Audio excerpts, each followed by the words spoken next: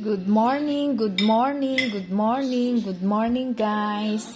It's 9:52 a.m. here in Vienna, Austria. And in the Philippines, it's 3:52 p.m. na. So today guys, ito na naman ang aking breakfast. May kind of bread, so hindi na yung semmel like a pandesal, but still there's a semmel here.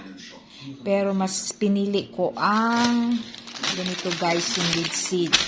Pero meron din namang semmel kasi gusto kong kainin ngayon guys is yung seeds. But there's still semmel guys. It's always like that. Parating merong semmel. Ayan. So, ayan guys. Yan. Pero I like this one now. So, ito ang aking ang aking breakfast. I think 4 kinds of ham. Pinaghalo-halo ko siya. Ayan. Tapos nilagyan ko ng egg. Ayan. This another kind of ham. And of course, guys, coffee. So, eto guys. Good morning. From Philippines.